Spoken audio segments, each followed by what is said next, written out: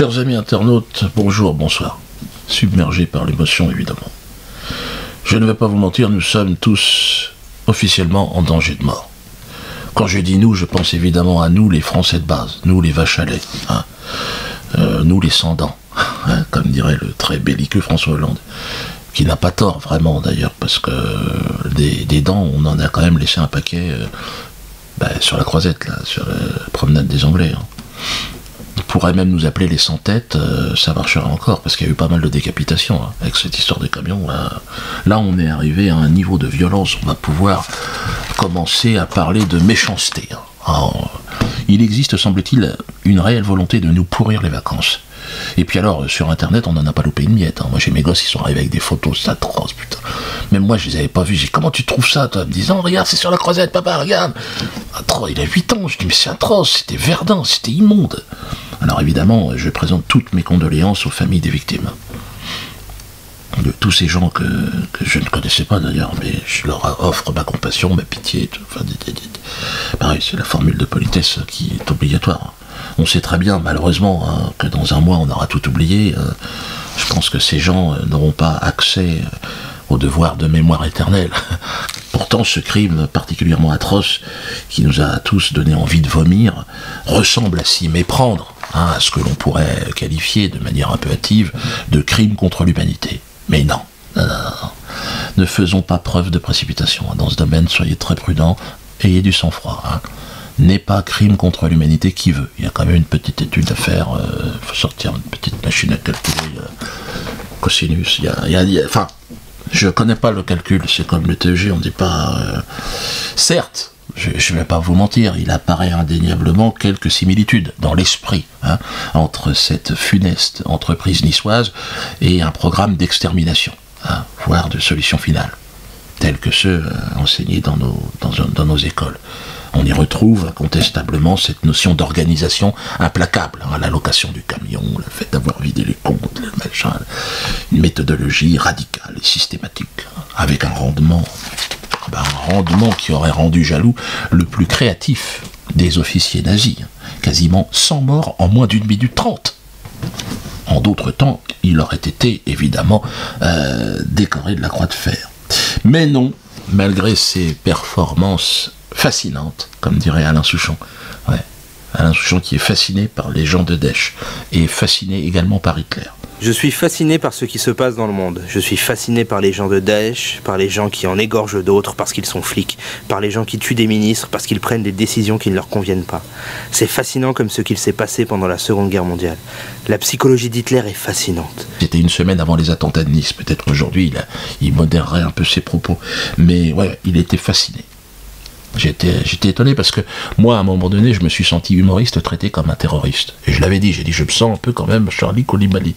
Et condamnation pour apologie d'acte de terrorisme. Il n'y en a pas, il n'y a pas d'apologie d'acte de terrorisme dans ce que j'ai dit, mais j'ai été condamné. Mais j'ai dit, mais comment? Ça vient d'en haut, laissez tomber. J'ai dit, ouais, mais alors Alain Souchon, comment ça va se passer? Parce que là, il va être pendu ou quoi? Hérétique! Au bûcher! C'est le bûcher! Fermez-la 2 secondes! Et non, apparemment, le parquet n'a pas poursuivi Alain, qui est fasciné par les gens de Daesh.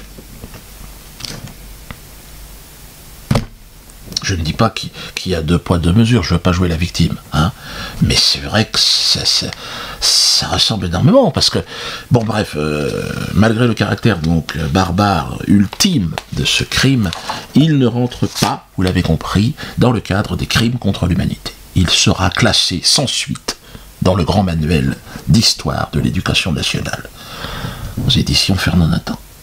Une ligne, peut-être, subsistera dans les archives municipales, à la rubrique des accidents de la route. C'est ainsi que s'écrit l'histoire, mes amis.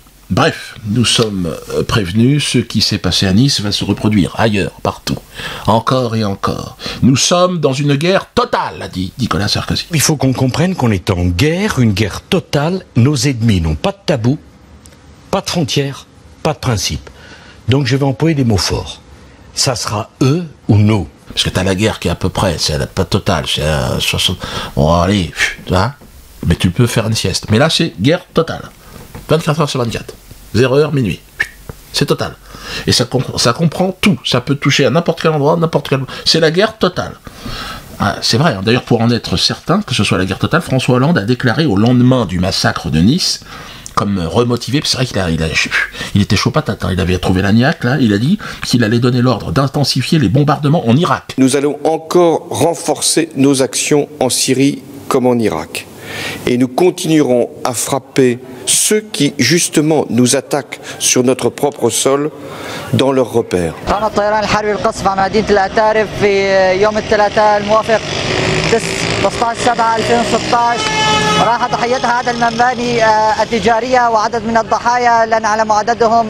Mais quel rapport avec Nice? Il dit, il faut y aller, il faut 100%, balancer toute la purée. Donc heureusement qu'ils n'avaient pas chargé les trucs nucléaires, hein. Ils sont encore au pétard à mèche, mais enfin en gros quand même, hein. Ils tuent quand même beaucoup là-bas. Mais là, les gens étaient un peu surpris, hein. On lui demande à François s'il était prêt, à un moment donné, on lui a demandé s'il était prêt à envoyer son coiffeur personnel, afin de justifier le salaire de ce dernier, 10 000 € mensuels par mois. Donc c'est vrai que s'il l'envoie au front en Irak, ça calmera un peu la rumeur. Les gens vont dire, ah, quand même, il l'a envoyé au front pour 10 000 € le coiffeur. J'ai diminué mon salaire, j'ai diminué les effectifs de cette maison, et j'ai diminué le budget de 109 millions à 100 millions d'euros. Alors, on peut me faire tous les reproches, sauf celui-là. Moi, j'envoie tous mes gosses, je leur ai dit, mettez-vous la coiffure, hein, parce que là, il y a des débouchés. Hein. Il faut reconnaître la constance de ce gouvernement, hein, qui perd et qui échoue dans absolument tout ce qu'il entreprend. C'est extraordinaire. Regardez comment Valls a été reçu au moment des commémorations du massacre de Nice. À son arrivée sur la promenade des Anglais, le Premier ministre est conspué. Dans la foule, certains réclament même sa démission. Car pour eux, il n'y avait pas assez de policiers le soir du drame et le chef du gouvernement a donc sa part de responsabilité. Je ne supporte plus de voir qu'on meurt, qu'on mette des bougies, on met des nounours, on met des écriteaux, on met des fleurs et après quelque temps après, cela recommence. Donc la responsabilité appartient autant à M. Valls qu'à l'équipe de M. Sarkozy il y a 5 ans. Et ça, c'est inadmissible. Nous ne voulons plus de ces gens qui nous disent des choses et qui ne font rien une fois qu'ils sont au gouvernement. Les gens ne veulent plus les voir. Là, ils sont arrivés à un niveau d'impopularité, tout est truqué. Hein. On vous ment sur tout. Hein. C'est-à-dire que plus personne ne veut entendre parler de ces gens-là. Hein. C'est quand même incroyable. Ils sont en grève contre vous, les Français. En grève contre le pouvoir, contre François Hollande et contre vous. Oui, mais... Ils ne vous veulent plus au pouvoir. Mais... C'est pour ça qu'ils sont là. Valls, au moment de la Coupe d'Europe, il nous expliquait que la France ne perd jamais à domicile. Ah putain, les Portugais, ils en rient encore. J'ai croisé un Portugais l'autre jour, tu sais. C'est à l'aéroport, je sors mon passeport, il voit que je suis français. Il fait... vous perdez jamais à domicile. Il va plus ou moins traiter d'enculé. Le slogan pour nous, c'était surtout que la France gagne, surtout en 2017, que Valls finisse en prison et vive le roi. Allez, ciao les gars. Bon, excusez-nous. Comment François Hollande aussi. François Hollande, il a la division aussi. C'est un genre de marabout. Donc il prévoyait que la victoire de la France allait renforcer le moral des Français. Là, c'est 0 sur 20. Hein. C'est redoublement demandé. Hein. Enfin, même pas. Tu n'as pas envie qu'il redouble. Tu as envie qu'il dégage. Hein. Parce qu'en plus de la défaite, donc évidemment, que le moral est dans les chaussettes, on a dû affronter la terreur. Et là, la terreur due au terrorisme, mais aussi à l'incompétence de ceux qui sont en charge de la protection des sans-dents, hein, de notre protection. Parce qu'on pensait qu'on payait des impôts pour qu'ils organisent une protection autour du peuple de France. Hein. On disait ça sert quand même de payer parce que quand même on est protégé. Surtout qu'après le Bataclan, après la Belgique, tu sais, après Charlie Hebdo, tout ça, ils avaient dit pas de panique les gars, on est sur le coup. On a dit ouais, vous êtes sur le coup, mais ça fait 3 fois de suite quand même, c'est chaud là. Il dit non, il dit on a foiré, mais là c'est bon. Là, on va resserrer les boulons, on va taper dans la butte. Il y a Valls, il s'est retroussé les manches, il a dit là, les gars, franchement, je vais mettre un coup. 80 millions d'euros. Alors on a dit, bon, avec 80 millions, il va se passer quelque chose. Il a dit, ouais, là, et la solution s'appelle SAIP. Ils ont inventé ça, Système d'alerte et d'information des populations. 80 millions d'euros. Valls, il a dit, avec ça, on est bon. C'est cher, mais il a dit, je vais sauver des vies avec ça. Donc on a dit, bon, écoutez, on va payer encore, hein, la vache à lait, elle va quand même payer. Hein. Il a dit, il y aura une appli alerte attentat. Ah, bon, on a dit, si, l'appli, c'est bon. Parce qu'on avait peur qu'il n'y ait pas l'appli alerte attentat. Non. On était comme des cons. Hein. Donc évidemment, l'espoir était là, on était tranquille. Mais bon, le jour de l'attentat de Nice, bon, les gens sur place, malheureusement, Ils attendaient tous l'alerte, quoi. Par rapport à... Ils avaient l'appli, mais l'appli a plus. Enfin, il y a eu l'alerte, mais elle a été 2h30 après l'attentat, une fois que tout était terminé. C'est-à-dire que le survivant de l'attentat, qui venait de perdre toute sa famille, si tu veux, donc le gars, bon, il les accompagne tout le monde à l'hôpital, tu vois, bon, après on le bourre de médoc, parce qu'il a perdu sa famille, donc il faut qu'il dorme, et puis il a le temps de se coucher, tu vois, de commencer à s'endormir, et là, alerte attentat, ah merde, qu'est-ce qui se passe? Et là l'alerte lui dit, au survivant, il lui dit, abritez-vous, ne vous exposez pas. Alors il a envie de dire, mais vous vous foutez de ma gueule, ou... Ça fait 2h30. Donc, c'est 80 millions d'euros. Comme ça, on sait quand même notre argent sert à quelque chose. Alors, si le mec avait encore un doute sur le fait d'être pris pour un con, je crois que là, c'est terminé. Hein. Donc, je pense qu'ils auraient pu utiliser cet argent autrement, c'est sûr. Hein. Ils n'ont toujours pas compris, les politiques, avec Internet, en fait, tout avait changé. C'est ça ils ne contrôlent plus que dalle. Avec 80 millions d'euros, ils n'arrivent pas à t'envoyer un SMS, un mail. Non mais attendez, 2h30 il leur faut. Putain les mecs. Oh la vache. Bon, ça va peut-être un peu plus vite que la Poste, ce qu'ils font, on va dire. Ouais, et encore. Chronopost, ils arrivent à faire des trucs. 2h30, je pense qu'ils peuvent le tenir. Hein. Même au Cameroun, je pense que là, on a une administration qui est plus efficace. Hein. Pourtant, ça n'a pas bougé hein, depuis les années 50. Hein. C'est de la merde. Mais comment voulez-vous que les gens aient confiance dans ce système? Eh non, les gens n'ont plus confiance. Écoutez comment Manuel Valls est accueilli. Après avoir rendu hommage aux victimes, Manuel Valls repart, là encore sous les sifflets. Ah, ils n'ont plus confiance. Et Manu, ça n'a pas calmé ta tremblote, ça, à mon avis, on est banne. Monsieur Valls, c'est quelque chose, il y en a marre. Il y en a marre.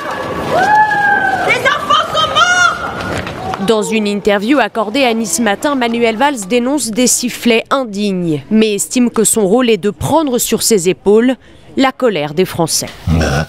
Il parle de redonner le moral aux Français. Putain. Ben déjà, j'ai envie de leur dire, commencez par leur rendre leur pognon aux Français. Hein, le pognon que les banques leur doivent. Eh oui, parce que comment se fait-il que ce soit à moi, Dieudonné Mbalambala, de parler de ce problème de TEG? C'est aux politiques de le faire. Je suis le premier des responsables politiques. La banque, elle doit rendre de l'argent au peuple de France. Pourquoi vous ne le rendez pas? Il faudrait qu'il y ait une loi qui oblige toutes les banques à rembourser ce TEG, qui a été perçu de manière illégale. Toutes les semaines, il y a des jugements qui tombent. Regardez, là, cette semaine, c'est la Caisse régionale du Crédit Agricole. Cour d'appel de Paris. Pôle 5, chambre 6, s'arrête 25 février 2016. Le appel à faire après. Le TEG n'est pas calculé. Par ce motif, la condamne la Caisse régionale du Crédit Agricole du Finistère à payer la somme de 45 000 euros, plus 8 000 euros, plus 9 000 euros, 60 000 euros quasiment. Je vous donnerai la lecture d'un jugement toutes les semaines, pour que vous compreniez. Si vous avez souscrit un prêt immobilier, sachez que dans 80% des cas, le TEG appliqué par votre banque n'est pas légal. Hein, voilà. Donc vous nous envoyez vos contrats de prêt, hein, on va vous les étudier gratuitement. Donc on va vous dire exactement combien vous pouvez récupérer et quelle est la procédure à mettre en place. Plus on va être nombreux en plus de ça, et moins on ira devant les tribunaux. On va faire une négociation après, enfin avec les banques. Ils seront obligés, vu tous les contrats qui sont en train de tomber. C'est pareil pour la non-assurance. Envoyez vos contrats d'assurance. Ben oui, vous allez payer moins cher. Qu'est-ce que vous risquez, hein? C'est comme ce mec que j'ai vu l'autre jour, il me dit merci Diodo, à non-assurance, génial, moins 40%. Il était content le mec. Il m'a dit j'hallucine, comment tu fais? Je dis bah tu sais, on est nombreux, automatiquement, les coûts, plus d'intermédiaires. Il me dit ouais, c'est extra, putain. Ouais, j'étais au théâtre, la main d'or. Il est venu me voir à la fin, là je fais des dédicaces, et puis il me dit ouais, pourtant je t'aimais pas, tu sais. Je dis ah bon? Il me dit ouais, je suis juif. Ah, je dis alors, parce que t'es juif, tu crois que je t'aime pas? Que ça peut foutre? Il me dit non, parce que dans ma famille, c'est vrai. Ah, je lui dis c'est vrai, dans ta famille, c'est vrai que dans la communauté juive, il y a des gens qui ne sont pas contents. Que j'ai pas fait rire, que je sais pas ce qui s'est passé. Mais j'ai dit, il se trompe, il faut qu'ils viennent me voir. Ils me disent, ah non, ils viendront jamais. Bah, j'ai dit, toi t'es venu parce que je t'ai fait gagner du pognon avec ton assurance aussi. Putain, je commençais plus ou moins à insulter. Et non, mais gentiment, tu vois, avec toute la délicatesse que vous connaissez. Et il me dit, non, je suis vraiment marré, Diodo. Je te dis, c'est un super spectacle. J'ai dit, c'est vrai. C'est vrai que mon spectacle, les médias, ça marche. Il y a quelque temps, j'avais donné quelques invitations. C'est terminé, hein, trop tard. Je sais, vous en voulez, mais il n'y en aura plus. Plus d'invitations, il faut payer maintenant. Parce qu'il y a du monde. Et puis je vais vous dire, les gens se marrent. Au premier rang, il y a une femme, elle s'est pichée dessus. J'étais gêné, j'ai dit on ne mérite pas quand même. Mais ça fait plaisir. Ça fait plaisir. C'était quand c'était avant-hier, il y a un mec aussi, pareil, arrête, parce qu'il riait trop. Arrête. Je dis, je peux pas arrêter, c'est un spectacle. Qu'est-ce que tu me racontes? Donc là, on est arrivé à un degré de... Non, ça marche. Le spectacle sur les médias, en plus, c'est dans l'air du temps. Hein. Vous avez vu au lendemain des attentats de Nice, hein, les médias tout de suite, les politiques. Puis là, maintenant, ils n'ont plus attendu, ils s'engueulent, Ouais, c'est un spectacle atroce. Hein. C'est pour ça qu'on a vraiment l'impression qu'on se fout de notre gueule. Tenez, je vous pose un petit ananas. Hein. C'est toujours esthétique, toujours soviétique. Hein.